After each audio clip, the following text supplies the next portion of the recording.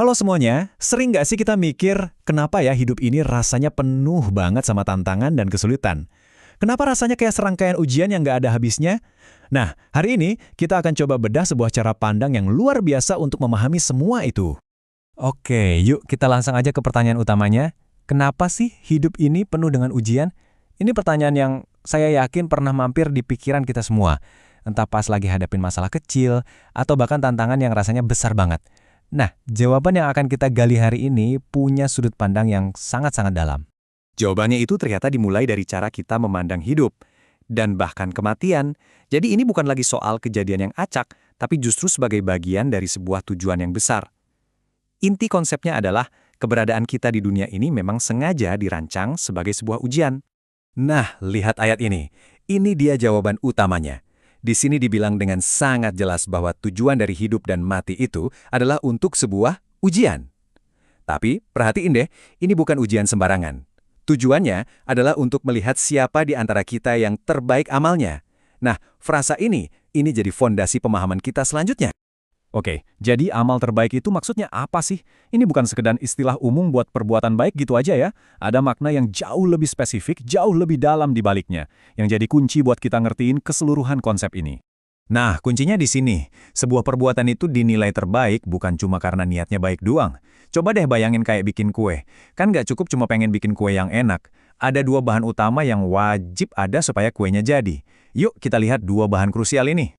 Dua pilar itu, ya ini, tulus dan benar. Dua-duanya ini mutlak harus ada. Sebuah perbuatan itu nggak bisa cuma tulus tapi caranya salah. Atau sebaliknya, caranya benar tapi niatnya keliru. Yuk kita bedah satu-satu. Slide ini ngejelasinnya enak banget ya. Di satu sisi kita punya tulus atau ikhlas, ini urusan hati kita, niat di dalam. Apakah kita melakukan ini murni karena Tuhan? Terus di sisi lain, ada benar atau sawab, ini soal gimana kita melakukannya di dunia nyata. Apakah caranya udah pas, udah sesuai tuntunan? Keduanya ini harus nyambung, harus jalan bareng. Kutipan dari Al-Fudail Ibn Ayat ini benar-benar negesin lagi betapa pentingnya keseimbangan tadi. Ini pernyataan yang kuat banget. Tanpa tulus dan benar, sebuah perbuatan itu nggak diterima. Ini kan benar-benar ngubah cara kita mandang semua yang kita lakuin, ya nggak sih? Nah, sekarang kita sampai ke bagian yang krusial banget. Fokus dari ujian hidup ini ternyata bukan pada seberapa banyak yang kita kerjakan, tapi seberapa baik kita mengerjakannya. Jadi ini semua tentang kualitas, bukan kuantitas. Pertanyaan ini benar-benar menusuk ke jantung pembahasannya. Kenapa terbaik, bukan terbanyak? Ini petunjuk yang sangat jelas bahwa yang dinilai itu bukan sekedar jumlah pekerjaan kita, tapi esensi dan kualitas di balik setiap tindakan kita. Artinya apa? Artinya, kesuksesan sejati dalam hidup ini, ukurannya bukan lagi berapa lama kita hidup, bukan berapa banyak harta yang kita punya, atau seabrek tugas yang berhasil kita centang. Tolok ukurnya cuma satu, kualitas perbuatan kita, apakah perbuatan itu tulus dan benar. Oke, jadi kita udah bahas kalau hidup itu ujian, terus gimana ujian itu dinilai. Sekarang pertanyaannya lebih dalam lagi. Buat apa sih semua ini? Apa sebenarnya tujuan dibalik semua ujian itu? Poin pentingnya tuh gini, semua tantangan ini bukan rintangan acak. Coba deh, anggap ini kayak program training yang dibikin khusus buat kita.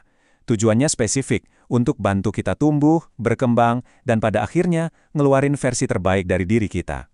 Jadi, kenapa kita diuji? Nah, slide ini ngerangkum alasannya jadi 3 poin simpel. Pertama, untuk nyiapin kita menghadapi tantangan hidup. Kedua, ya jelas, untuk membedakan siapa yang perilakunya paling baik. Dan yang ketiga, ini puncaknya, untuk mendorong kita mencapai standar keunggulan tertinggi yang disebut ihsan.